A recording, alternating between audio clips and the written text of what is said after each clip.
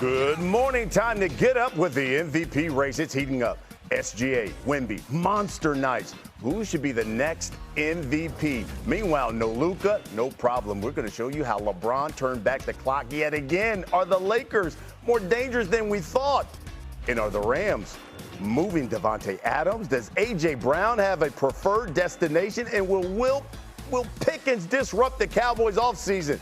We got that and much more as we get up with you right now. Wake it up. Woo. Happy Tuesday. Brian Custer in for Green. Look what I got. I got my man Dan. Oh, what's up, babe? Are we McNuts? I'm Monica. We got Monica here.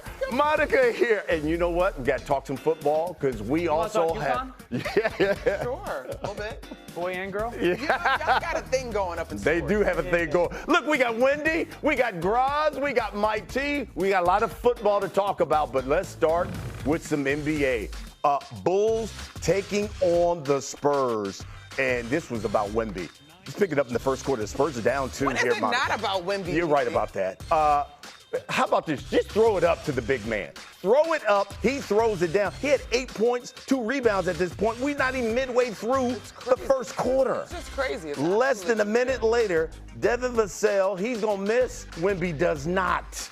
Look at that, putting it up and tipping it in. He had 10 points, 3 rebounds, and rejecting shots. Look at Bucelis. And Wemby's like, get that shot out of here.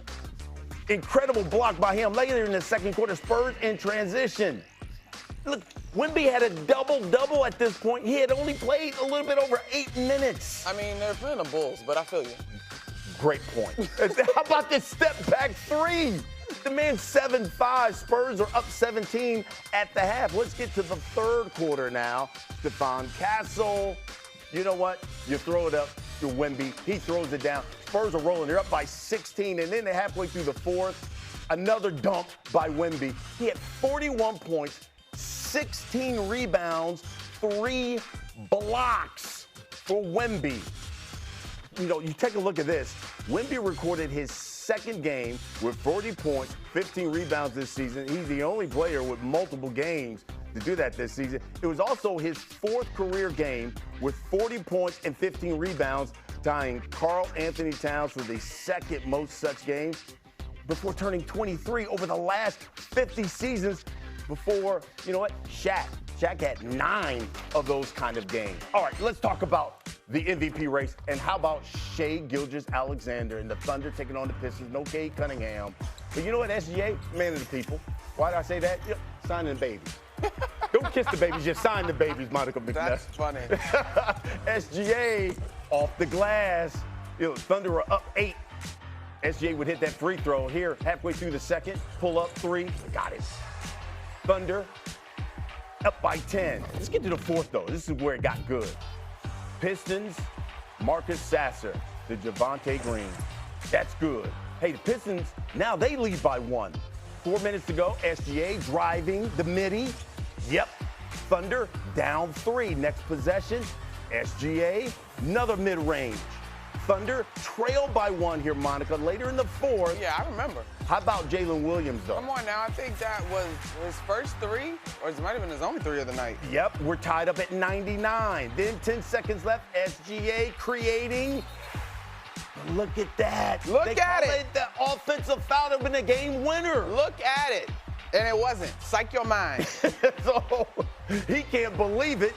So now the Pistons have an opportunity to win it. 3 is no good, so we're going to overtime. In overtime, 4 minutes left. It's SGA doing what he does best. Getting to a spot, baseline jumper. It's good. Thunder lead by 2. Over a minute left in OT, Monica. SGA kicks it to Alex Caruso. By the way, Shai Gilgeous-Alexander went in with 47. Thunder win at 114-110. Here's SGA after the game. What do you think about the MVP race at this point?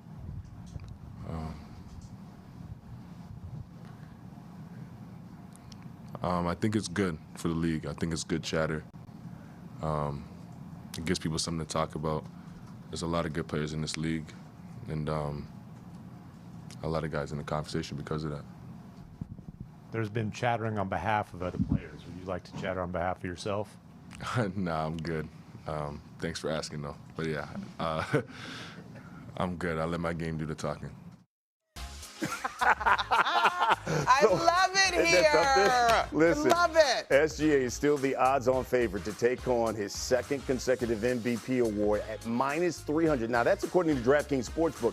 Look, Wemby's not too far off at +225 after being at 22-1 just basically a week ago.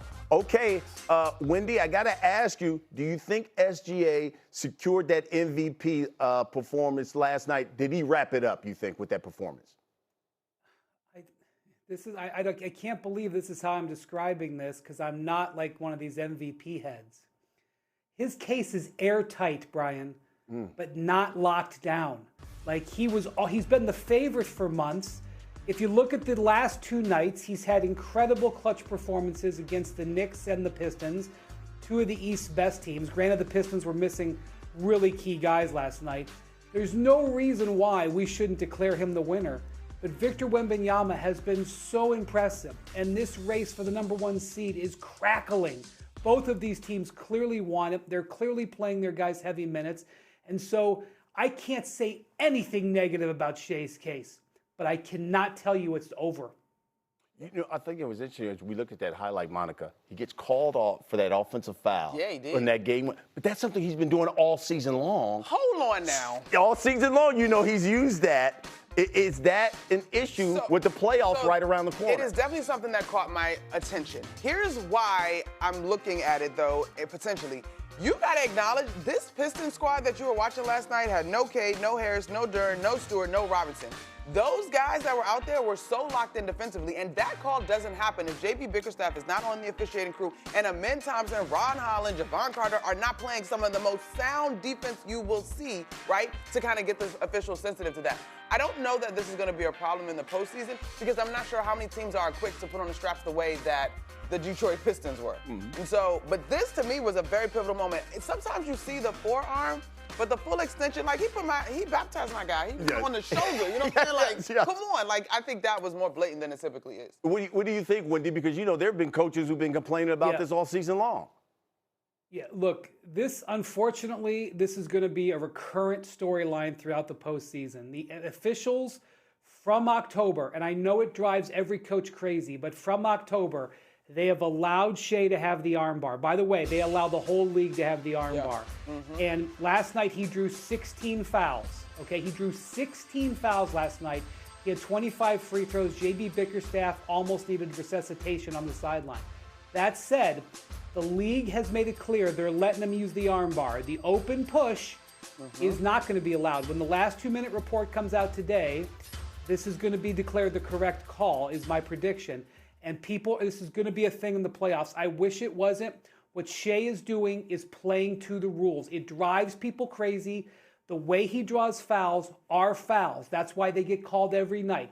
The push-offs that he makes most of the time are deemed legal. We can discuss whether that should be the case, but that's the reality, and he's used it to his advantage, and he will continue to do so. Yeah, I think there's one thing about having the arm bar. It's another thing. The extension, yeah. The palm is where he got it last night. But again, like as I look at this, the standings, how many teams are equipped to play defense that garners that much respect, right? Like what you saw last night from that Pistons second unit, if you want to call it that, probably deeper into that. Like that was incredible effort and defense. I have so much respect for them because they had nobody on the floor in terms of who you expect to be contributing consistently. Now, this is the Rockets, or excuse me, the Thunder would face lower than this, whoever comes out of the play-in. But as I look at Phoenix, LA, Portland, and Golden State, like maybe Kawhi on his best day is going to cause you to really think about whether or not this is an illegal advantage for an offensive player. But I'm not alarmed in terms of like defenders when I look at that. Houston got a few pieces, but they're a little bit ahead of that position. Okay, so the team then right behind them is the Spurs. And Wendy, I want to go back to you because we were talking about Wemby, and you were saying SGA may have locked it up with that performance. But, you know, he's only playing, I'm talking about Wemby, he's only playing about 29, 30 minutes a game. Do you think if he would increase the minutes, let's say play 38, maybe 40 minutes a game, what would that mean for the Spurs, especially a title run for them, if he played more minutes? Brian, you're identifying one of the most important things in the NBA right now, Victor's minutes. It's actually being used against him by some MVP voters because he's played way fewer minutes, for example, than LeBron, who is ineligible for the MVP. But on the other hand, you have the ability to increase those minutes. Now, they have not done so on a regular basis. Having said that, when they've played top opponents like Boston, like Detroit a couple of weeks ago, they have pushed his minutes to 35, 37. Will they be able to push his minutes to 37, 38 minutes 5-6 times in the course of maybe 10 days? He's never done that in the NBA before, but there is more Victor can give. I don't know what the long-term effects would be, but there is more that Victor can do. And as you said a minute ago, he had a double-double last night in 8 minutes. So let's keep that in mind, what 8 more minutes would mean. Can you imagine what this guy would be averaging if he was playing 38, 40 minutes a game? Do you see OKC and the Spurs on the collision course in the Western Conference Finals? I do not have it as destination inevitable. It's probable, but I still think you've got a Nuggets team in there that could make it interesting.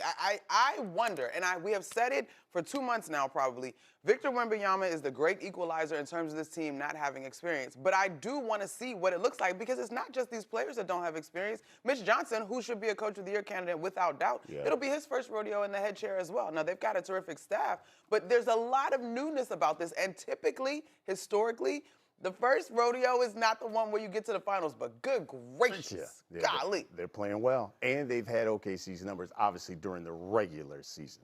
All right, we'll talk more NBA a little bit later on here in the show, but this morning's wake-up call comes courtesy of the Big Dumper. Let's head out to Seattle. Fly ball wins it. The winning run at third. 1 out, 2 on. Tied at the bottom of the 9th inning. The 2-1. Hit hard. Fair ball. Cal Raleigh walks it off against the Yankees. Last night was Raleigh's 4th career walk-off, his 2nd against the Yankees, along with another walk-off single. He did that 3 years ago in 2023, and since that season, Raleigh the only player with multiple walk-off hits against the Yankees. All right, coming up is Davante Adams' future away from L.A. McVay